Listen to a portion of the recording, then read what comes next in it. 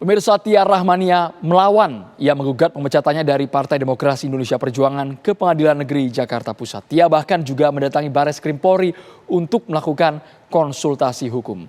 Sementara itu, Ketua DPP PDI Perjuangan, Komarudin Watubun menegaskan pemecatan Tia adalah keputusan Mahkamah Partai.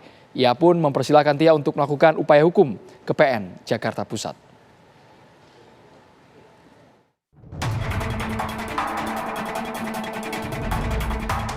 Tia Rahmania mendatangi Bareskrim Polri untuk berkonsultasi soal kasus penggelembungan suara pada pemilihan legislatif 2024 yang membuatnya dipecat dari Partai Demokrasi Indonesia Perjuangan (PDI Perjuangan) dan menghentikan langkahnya menuju kursi DPR RI.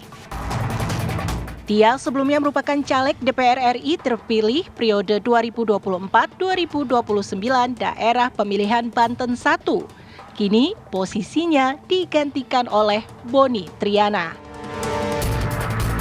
Dia mengatakan konsultasi dilakukan agar ia bisa melakukan langkah hukum. Khusus kami hadir di sini di Mabes Polri khususnya karena ingin melakukan konsultasi langkah-langkah hukum ataupun langkah-langkah bijak yang bisa kita lakukan menghadapi situasi yang ada. Sesungguhnya secara khusus saya ingin menyampaikan rasa kecewa yang mendalam terkait keputusan KPU Republik Indonesia yang mana itu mengakomodir keputusan dari Mahkamah Partai PDI Perjuangan tempat saya berlindung, di mana itu adalah rumah saya, yang mana secara sepihak saya dituduh menggelembungkan suara. Saya di sini kesempatan hari ini melakukan konsultasi karena sesungguhnya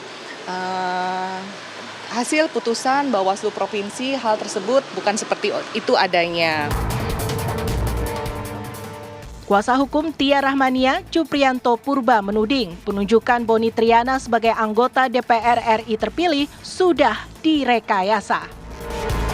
Sebab Boni telah diumumkan jauh sebelum ada keputusan Mahkamah Partai PDI Perjuangan. Sekjen menyampaikan, tapi ini untuk deklarasi boleh ke Pak Hasto, di bulan Juni tanggal 5 bahwa yang menjadi DPR itu adalah Boni. Artinya apa? Dia udah mendahului putusan Mahkamah Partai. Itu boleh dicek. Artinya putusan Mahkamah Partai ini kita menduga ini semacam rekayasa aja, tapi statementnya Pak Hasto selaku Sekjen menyampaikan itu di depan orang banyak dengan kata-kata Boni terpilih sebagai anggota DPR. Walaupun banyak rintangan, walaupun banyak liku-liku. Pada bulan Juni, Mahkamah Partai keluar putusannya 3 September. Artinya sebelum putusan Mahkamah Partai keluar, ini udah digiring. Tak terima dipecat PDI Perjuangan, Tia sudah melayangkan gugatan ke Pengadilan Negeri Jakarta Pusat pada Kamis kemarin. Pihak-pihak yang digugat Tia adalah Mahkamah Partai PDI Perjuangan, Caleg DPR RI Boni Triana, Caleg DPR RI Muhammad Hasbi Asyidiki Jayabaya, DPP PDI Perjuangan, Bawaslu, dan KPU RI. Ketua DPP PDI Perjuangan Bidang Kehormatan Komarudin Watubun angkat bicara soal Tia Rahmania yang mengajukan gugatan ke Pengadilan Negeri Jakarta Pusat karena dipecat dari PDI Perjuangan sehingga gagal dilantik menjadi anggota DPR RI. Komarudin menegaskan pemecatan Tia adalah keputusan DPP PDI Perjuangan. Ia pun mempersilahkan Tia untuk melakukan upaya hukum ke PN Jakarta Pusat. Jadi prosesnya begini, setelah Mahkamah Konstitusi memutuskan bahwa ada pelanggaran, maka mereka diberi pilihan 2 hal. Dia mundur sebagai kader partai. Kita ini bukan gerombolan politik. Kita ini organisasi politik yang punya aturan-aturan main yang harus ditaati oleh setiap kader dari Sabang sampai Merauke. Nah, kalau buat pelanggaran maka ada 2 cara. Dia mengundurkan secara sadar. Kan kalau orang buat pelanggaran kan harus tahu, ya, mengundurkan atau diberi sanksi. Saya yang baca putusannya. Dan setelah dibaca saya suruh kasih kesempatan. Silakan mau memilih mundur atau sanksi berat. mereka berdua semua sama, tidak mau mundur. Maka sanksi berikut adalah pemecatan. Dan saya dengar, baca berita, Tia sudah juga gugat di PT Pengadilan Negeri Jakarta Pusat. Ya silakan, tidak semua orang punya hak untuk mencari keadilan. Jadi,